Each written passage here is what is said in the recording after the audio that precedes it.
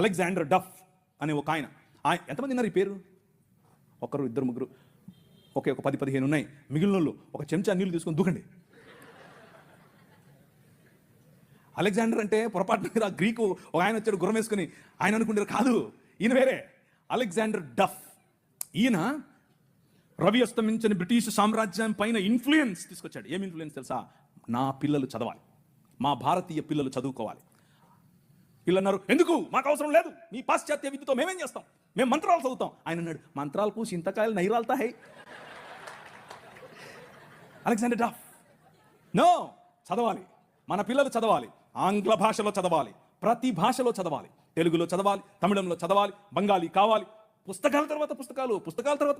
ఈ అలెగ్జాండర్ డఫ్ యొక్క ఇన్ఫ్లుయెన్స్ కారణం చేత ఈశ్వరచంద్ర విద్యాసాగర్, అలాగే రాజా రామ్మోహన్ రాయ్ ఇలాంటి వాళ్ళు నిలబడి, ఎస్, మా పిల్లలు చదవాలి, మా పిల్లలు కూడా చదవాలి, మంత్రాలకు మేమేం చేసుకోవాలి, అవసరం లేదు, ఎల్లమ్మకు పుల్లమ్మకు పోయి మీరు చదువుకోండి అని యూనివర్సిటీస్ ఒకే సంవత్సరంలో, అటువైపు మెడ్రాస్ యూనివర్సిటీ, ఇటువైపు బాంబే యూనివర్సిటీ, ఇటువైపు శ్రీరాంపూర్ యూనివర్సిటీగా ఈ రోజు ఏదైతే ఉందో బైబిల్ కాలేజ్ అనుకుంటున్నారో, అది ఆ రోజు కల్కటా యూనివర్సిటీ. 3 యూనివర్సిటీలు స్థాపించడానికి వెనకుండి పనిచేసింది ఈ అలెగ్జాండర్ డఫ్. ఈయన ప్రభావం, ఈయన ఇన్ఫ్లుయెన్స్ కారణం చేత మెకాలే అనే ఒక వ్యక్తిని ఈ దేశానికి పంపించారు. పోయి చూసి రాపో బాబు, అసలు చదువు అవసరమా లేదా.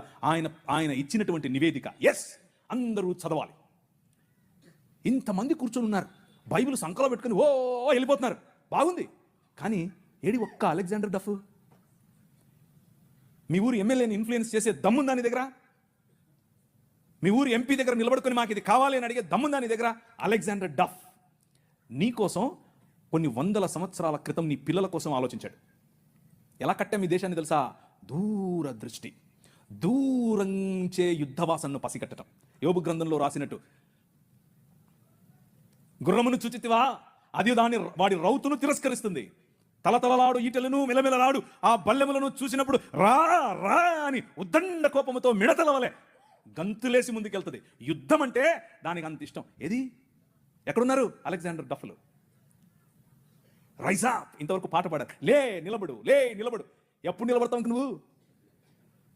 నీ చరిత్ర.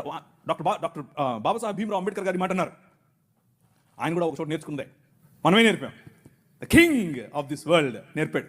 ఏమన్నారు తెలుసా?